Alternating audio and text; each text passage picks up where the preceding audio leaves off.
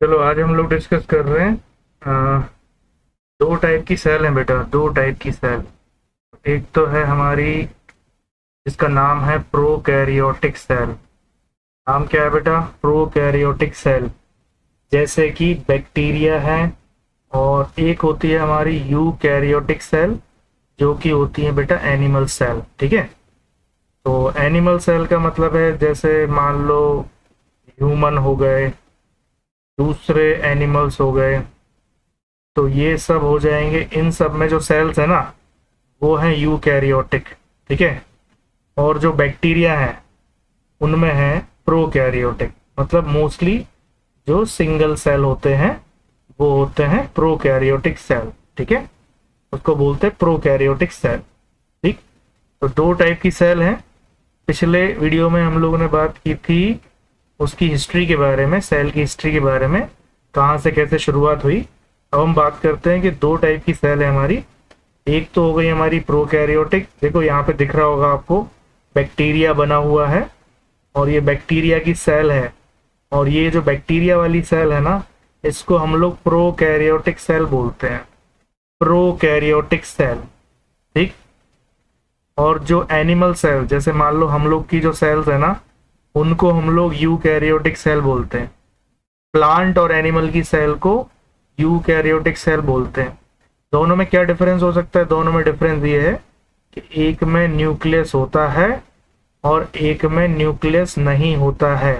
तो अगर कहीं लिखा हुआ है प्रोकैरियोटिक, प्रोकैरियोटिक, तो यहाँ पे कैरियोटिक का मतलब है यहाँ न्यूक्लियस, और प्रोकैरियोटिक मतलब न्यूक्लियस नहीं है। और यहाँ पे अगर लिखा है यूकैरियोटिक, यूकैरियोटिक, तो इसका मतलब इसके अंदर न्यूक्लियस है। न्यूक्लियस के अलावा जो छोटे छोटे ऑर्गेनल्स हैं सेल के, जिसमें जो मेम्ब्रेन बाउंड ऑर्गेनल्स हैं, वो भी उसमें होंगे। ओके। चलो। तो कितनी टाइप की सेल है बेटा? दो टाइप की सेल है। एक का नाम है प्रोकैरियोटिक सेल, जो कि है बैक्टीरिया वाली सेल, और एक का नाम है यूकैरियोटिक सेल, जो है एनिमल और हमारे जो प्लांट्स हैं उनकी सेल। ठीक है। यहाँ देख लो अच्छे से, ये पिक्चर दी हुई है बैक्टीरिया की, और ये जो एनिमल सेल की पिक्चर है। ये ऑर्गेनल्स पे अभी आपको ज़्यादा फोकस नहीं करना है, बस ये फोकस करना है कि यहाँ पे कहीं भी आपको इस जगह कहीं भी आपको न्यूक्लियस नहीं दिख रहा है। ठीक है। इस जगह आपको कभी कहीं भी न्यूक्लियस दिखाई नहीं दे रहा, और यहाँ पे आपको ये श्योर है कि न्यूक्लियस आपको यहाँ पे ये शो हो रहा है, यहाँ पे ये शो हो रहा है। ठीक है। तो न्यूक्लियस आपको यहाँ पे दिख रहा है, यहाँ पे आपको न्यूक्लियस नहीं दिख रहा है। जहाँ न्यूक्लियस नहीं है वो सेल का नाम है प्रोकैरियोटिक सेल, और जहाँ प्रॉपर न्यूक्लियस है तो वहाँ उस सेल का नाम हो जाएगा यूकैरियोटिक सेल। इसका नाम हो जाएगा यूकैरियोटिक सेल। चलो। ओके। चलो आगे बढ़ते हैं, और आगे हम देख रहे हैं कि ह्यूमन सेल कितने टाइप की होती है बेटा। ह्यूमन सेल के क्या टाइप्स हैं? तो देखो बेटा, यहाँ लिखा है टाइप्स ऑफ ह्यूमन सेल। तो अब देखो, ह्यूमन सेल जो है ना, जितनी भी सेल है, आपको चाहे ये वाली सेल हो, सेक्स सेल, या मसल सेल हो, या फैट सेल हो, या बोन सेल हो, कोई भी सेल हो, ब्लड सेल्स हो, नर्वस सेल्स हो, या फिर एपिथेलियल, इम्यून, एक एक करके डिस्कस करेंगे कौन कौन सी सेल है ये सारी सेल एक्चुअली इस स्टेम सेल से निकलने वाली है। मतलब कि ह्यूमन की सबसे बेसिक और सबसे ज्यादा जो पहली प्रिमिटिव जो सेल है ना, उसको हम लोग स्टेम सेल बोलते हैं। जो कि एम्ब्रियो के टाइम पे, जो एम्ब्रियो होता है ना, एम्ब्रियो, एम्ब्रियो के टाइम पर ये डेवलप होती है, और ये स्टेम सेल से ही ये बाद में अपने आप को डिवाइड करके और ये डिफरेंशिएट होके या तो मसल सेल बन जाएंगी, फिर वो फैट सेल बन जाएंगी। मतलब जिन सेल्स की जरूरत होगी वो सेल में ये डिफरेंशिएट हो जाएंगे, मतलब ये अपना फॉर्म चेंज कर लेंगे। ठीक है। तो ये है टाइप्स ऑफ ह्यूमन सेल। और ह्यूमन सेल बेटा देखो, ह्यूमन सेल में क्या है? ह्यूमन सेल होता है, बेसिक जो सेल है ह्यूमन की वो है स्टेम सेल, और इससे निकलती है मसल सेल, जिनसे हमारी मसल्स बनेंगी, जिनसे हमारी मसल्स बनेंगी। और फिर निकलेंगी फैट सेल। तो फैट सेल मतलब जो हमारे टिश्यूज के ऊपर जो लेयर होती है, जिससे हम लोग मोटे दिखाई देते हैं, तो वो हो गई हमारी फैट सेल्स। ठीक है। जिसमें फैट स्टोर होता है। ओके। फिर हमारी हो गई बोन सेल्स, मतलब जो हमारी बोन्स वगैरह बनेंगी वो बोन्स बनाने के लिए ये वाली सेल काम आएंगी, ठीक है। और ये भी कहाँ से निकलने वाली है, स्टेम सेल से। फिर ये हो गया बेटा आरबीसी, हमारी ब्लड सेल। तो हमारी बॉडी का जो ब्लड है, मतलब जो हमारी बॉडी में आरबीसी है, जो ऑक्सीजन हमारी बॉडी में लेके जाएंगी और जिनसे हमारे जो ब्लड है ना उसका कलर रेड होता है, तो ये हमारी ब्लड सेल, ये भी कहाँ से निकलने वाली है बेटा, ये भी स्टेम सेल से निकलने वाली है। फिर लास्ट में ये देखो, लास्ट में लिखा हुआ है नर्वस सेल, मतलब कि हमारे न्यूरॉन्स। तो ये जो न्यूरॉन्स है हमारे, वो न्यूरॉन्स भी हमारे क्या है, किससे निकलेंगे, स्टेम सेल से निकलेंगे, स्टेम सेल, ठीक है। फिर हमारी एपिथेलियल सेल हो गई, जैसे कि हमारी स्किन की जो सेल्स हैं, हमारी स्किन जो बनी हुई है, ठीक है, तो स्किन की सेल्स है वो कहाँ से निकल रही बेटा, वो भी स्टेम सेल से निकल रही। तो मतलब अब कंक्लूजन क्या है, कंक्लूजन ये है कि स्टेम सेल जो है वो बेसिक सेल है और इसी से सारी सेल निकलने वाली हैं। जिस सेल की हमें जरूरत होगी या बॉडी को जरूरत होगी वो सेल यहाँ से निकल जाएंगी, ठीक है। यहाँ देखो बेटा इम्यून सेल लिखा हुआ है, इम्यून सेल का मतलब होता है WBC। तो ये जो WBC है मतलब जो हमारी इम्यूनिटी बनाते हैं, ठीक है, वो भी सेल कहाँ से निकलेंगे, स्टेम सेल से निकलेंगे, ओके। और जो हमारे ये जो गैमेट सेल्स हैं जिनको सेक्स सेल बोल रहे हैं, जैसे कि ये हो गया हमारा, एक हो गया ह्यूमन का स्पर्म और ये हो गया ह्यूमन का यहाँ पे ओवम, तो ये सारे भी निकलेंगे ना, तो ये भी कहाँ से बनेंगे, स्टेम सेल से।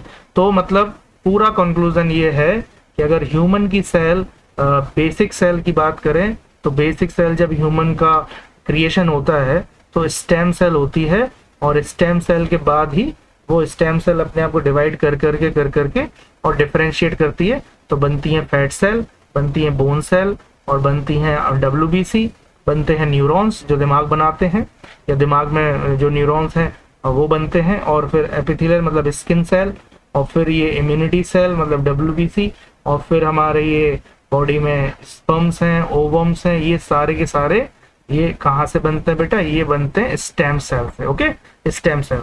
एक बार मैं इसको क्लियर कर देता हूँ, जिसको स्क्रीनशॉट लेना होगा वो ले लेंगे, ठीक है।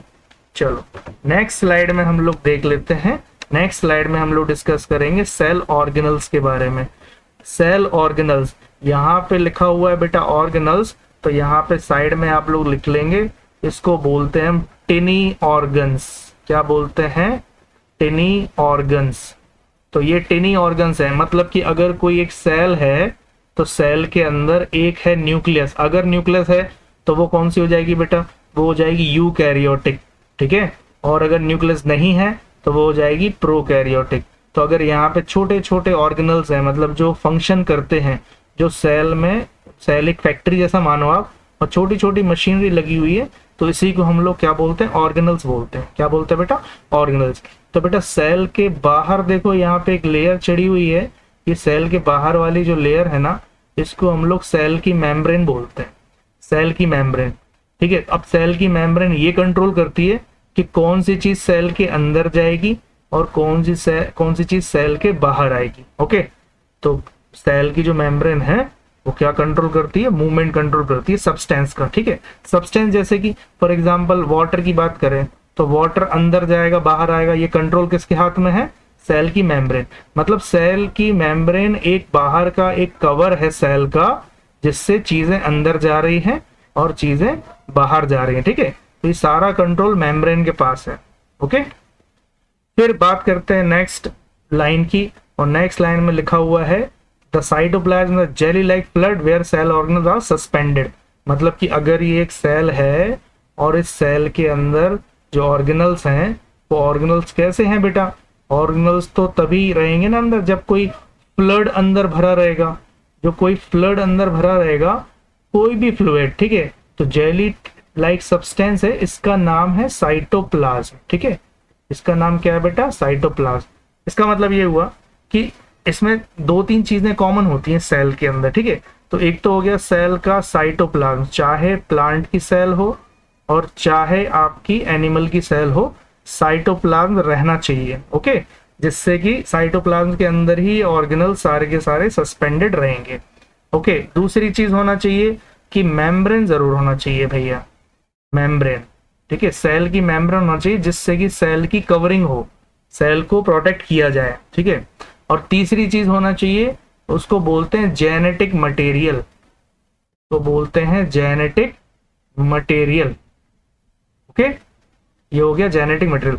ये तीन चीजें तो बिल्कुल कॉमन है कि ये होना चाहिए। पहली चीज साइटोप्लाज्म, दूसरी चीज यहाँ पे हो गई सेल की मेम्ब्रेन, और तीसरी चीज हो गई यहाँ पे जेनेटिक मटेरियल। ये तो होना ही चाहिए, ठीक है। यहाँ देखो लिखा हुआ है the nucleus act as the control centre of the cell and contain DNA. तो बेटा ये जेनेटिक मटेरियल है, यही इसी को हम लोग क्या नाम दे दिया यहाँ पे, डीएनए। क्या नाम दे दिया, डीएनए।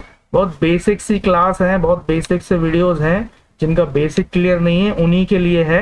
और जब आप एडवांस लेवल पे पहुंचोगे तो आप धीरे धीरे बेसिक अगर क्लियर करोगे तो फिर आप एडवांस लेवल पे पहुंच जाओगे, ठीक है।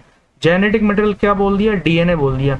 इसका मतलब ये हुआ कि अगर एक यहाँ पे सेल को बना लिया जाए तो सेल की बेसिक जो चीजें हैं ना, फंडामेंटल, वो क्या है, सेल की, एक तो हो गई सेल की मेम्ब्रेन, सेल की मेम्ब्रेन।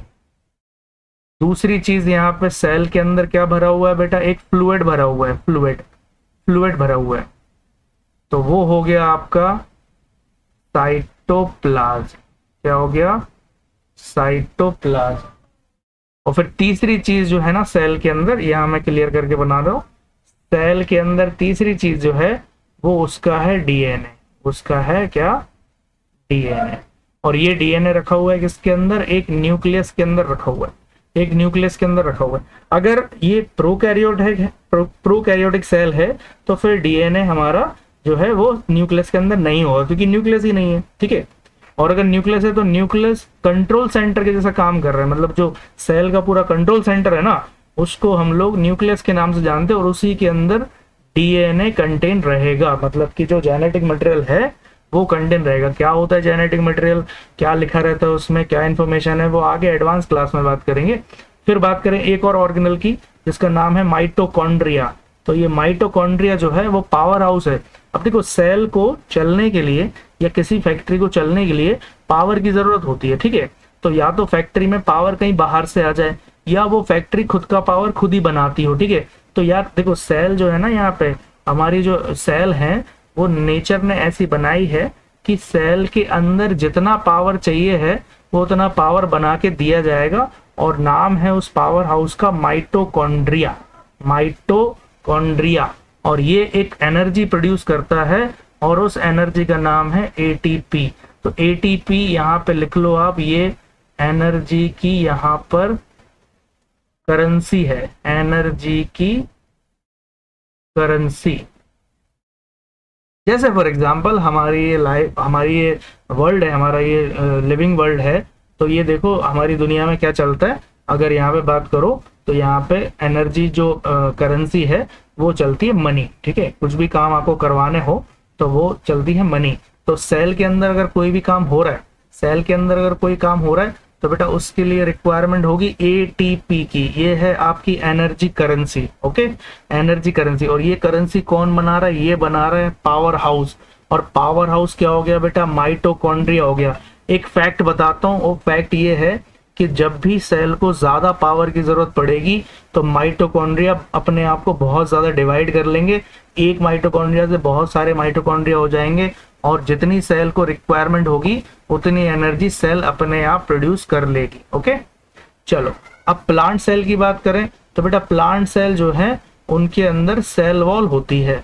प्लांट सेल के अंदर एक चीज और होती है एक्स्ट्रा, जैसे फॉर एग्जांपल यहाँ पे अगर हम लोग नॉर्मल सेल बना रहे हैं तो ये एनिमल की सेल है, लेकिन अगर यहाँ पे हमने साथ में एक वॉल बना दी, साथ में एक वॉल बना दी, तो इसको बोलेंगे सेल वॉल। तो अगर ये सेल वॉल की बात करें अपन, तो सेल वॉल जो है ना बेटा वो एक एक्स्ट्रा प्रोटेक्शन है सपोर्ट के लिए, क्योंकि जो प्लांट्स हैं उनको और एक्सटर्नल सपोर्ट्स की जरूरत है, ठीक है, और एक्स्ट्रा सपोर्ट की जरूरत है। एनिमल को इतने ज्यादा सपोर्ट की जरूरत नहीं। एनिमल तो कहीं भाग सकते हैं, कहीं छुप सकते हैं, कहीं जा सकते हैं, कहीं आ सकते हैं, मोशंस कर सकते हैं, ठीक है। ये प्लांट के साथ नहीं हो रहा। प्लांट तो एक जगह खड़े रहेंगे तो उनको बहुत एक्स्ट्रा सपोर्ट की जरूरत पड़ रही है, ठीक है। तो ये सेल वॉल उनकी बॉडी में, उनके सेल में रहेगा, ठीक है। इसके बाद एक चीज और रहेगी जिसका नाम है क्लोरोप्लास्ट, क्योंकि सेल जो है प्लांट की और एनिमल की, देखो प्लांट की जो सेल है वो तो अपना खाना उसे खुद ही चाहिए, क्योंकि किसी दूसरे से तो खाना ले नहीं सकते वो, ठीक है। प्लांट कभी किसी दूसरे से खाना ले नहीं सकते। एनिमल किसी दूसरे से खाना लेते हैं। तो एनिमल क्या होता है, एनिमल के लिए उसकी क्लोरोप्लास्ट की जरूरत नहीं है, लेकिन प्लांट के लिए क्लोरोप्लास्ट की जरूरत है, क्लोरोप्लास्ट। और क्लोरोप्लास्ट होगा तो क्लोरोप्लास्ट से फोटोसिंथेसिस कर पाएंगे, फोटोसिंथेसिस हो पाएगा। फोटोसिंथेसिस मतलब होता है खुद का खाना खुद ही बनाना। तो मतलब फोटोसिंथेसिस कौन करता है बेटा? फोटोसिंथेसिस करते हैं हमारे प्यारे प्लांट्स। और फोटोसिंथेसिस कौन नहीं करता? एनिमल नहीं करते। तो जब जिसको खाने की, खुद खाना बनाने की जरूरत है, उसके अंदर होगा क्लोरोप्लास्ट, कोई कंफ्यूजन नहीं होना है, ठीक है। और जिसको नहीं है जरूरत खाने की, जो बाहर से खाना ले सकते, कहीं और से खाना ले सकते, उसकी बॉडी में क्लोरोप्लास्ट नहीं होना चाहिए, ठीक है। तो आज की क्लास यहीं तक होती है, नेक्स्ट टाइम मिलते हैं और नेक्स्ट टाइम और बेसिक चीज़ें पढ़ेंगे, इसके आगे की क्लासेस पढ़ेंगे और देखेंगे, धीरे धीरे बेसिक क्लियर कर करके हम लोग एडवांस लेवल पे जाएंगे। ओके ओके, चलो मैं क्लियर कर देता हूँ। Thank you so much.